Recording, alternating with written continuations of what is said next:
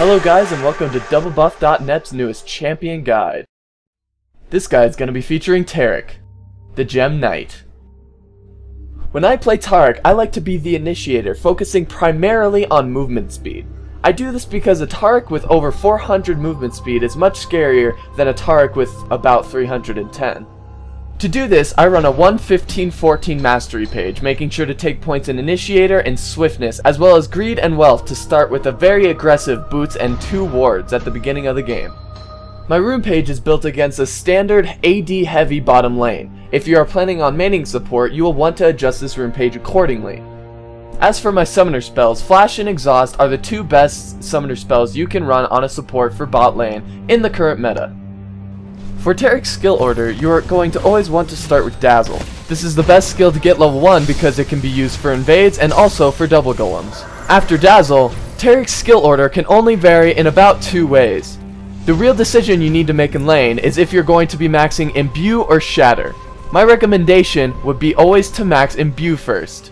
This is because it is the safest way to win your lane. However, if you find yourself wanting to be aggressive by dealing more and taking less damage, you can also max Shatter as well. However, I find that the utility and sustain of Imbue is a lot better during the laning phase. And of course you want to be maxing Radiance whenever possible.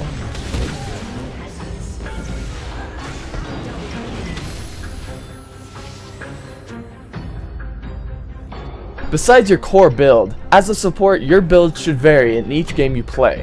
Once you've gotten your Philo Stone, Heart of Gold, and Boots of Mobility, your build should be reactionary to what your team needs and what will cripple your opponents. Some examples of this would be making sure nobody on your team is building an Aegis before you start building yours, or noticing that your team would benefit a lot from attack speed and getting a Zeke's Herald to capitalize on that.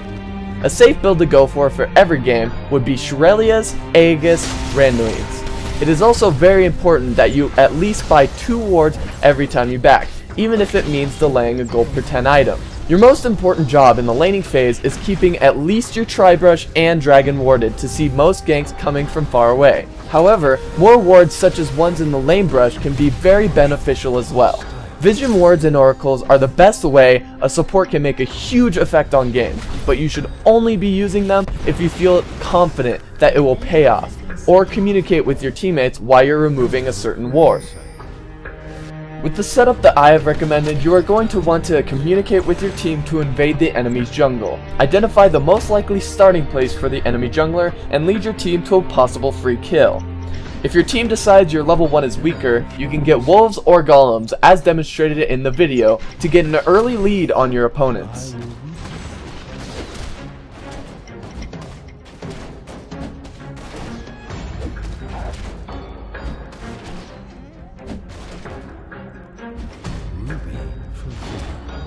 Your first job in the laning phase is to realize whether your lane should be passive or aggressive.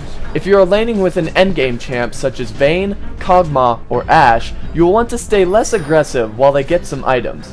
If you are laning with someone with a strong lane presence such as Urgot, Corki, or Caitlyn, you are going to want to initiate whenever possible. Usually, you are going to want to stun and exhaust the opposing AD carry for the best results when trading in lane, unless the opposing support is a free kill or the jungler comes for a gank. The best time to initiate in lane is when the opposing support is heading to the river to ward. An initiation during this time will split their lane and will almost always have you come out on top. It is important to realize that Taric's ultimate is not only good for the burst damage, but extremely good as an aura for buffing allies. You want to use this ability as early in engagements as possible, and very often as it has a low cooldown for an ultimate. During teamfights, your sole purpose is to keep the AD carry alive at all costs. You should be using your ult early, use your stun if anyone gets too close, or if someone like Nunu or Cat is ulting. Heal anyone that is low, exhaust the biggest threat, and keep your Shatter on until you need to use it for the burst, as the passive aura buffs your team by quite a bit. Taric plays best with aggressive laners like Corki, Tristana, Caitlyn, Graves, and Urgot, and is countered innately by mages, since he is passively stronger against attack damage. Mobile mages counter him the hardest because he only has 1 disable to pin them down. Thank you guys for watching, and be sure to check out DoubleBuff.net for our newest champion guide.